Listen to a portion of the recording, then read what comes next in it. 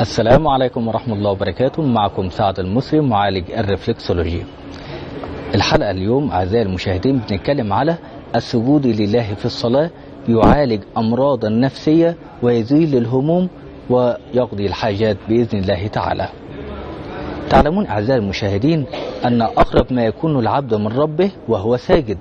تلك حقيقة ربانية أخبرنا بها الصادق المصدوق صلى الله عليه وسلم. فاقتراب المسلم من الأرض يخلصه من همومه ويزيل مشاكله حين يعرضها على ربه فيستجيب له. فالسجود يعمل على تفريغ الشحنات المتولدة بها، حيث تبدأ عملية التفريغ خاصة عند السجود على الأعضاء السبعة التي ذكرها النبي صلى الله عليه وسلم: الجبهة والأنف والكفان والركبتان والقدمان، إضافة إلى أن السجود في الصلاة يكون إلى مركز الكرة الأرضية الكعبة الشريفة بمكة المكرمة.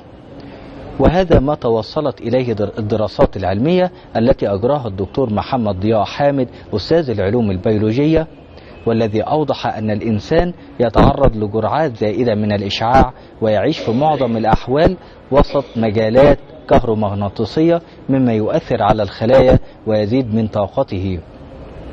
والسجود يخلصه من تلك الشحنات الزائدة التي تسبب العديد من الأمراض. ومن هذه الأمراض التي تسببها تلك الإشعاعات الصداع والتقلصات العضلية والالتهابات العنق والإرهاق والتعب والشرود الذهني والنسيان.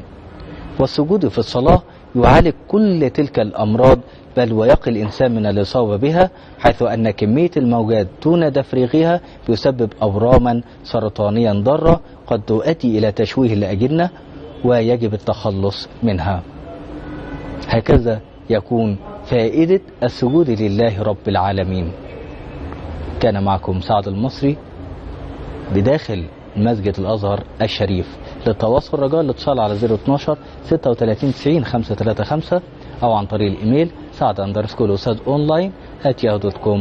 والسلام عليكم ورحمة الله وبركاته.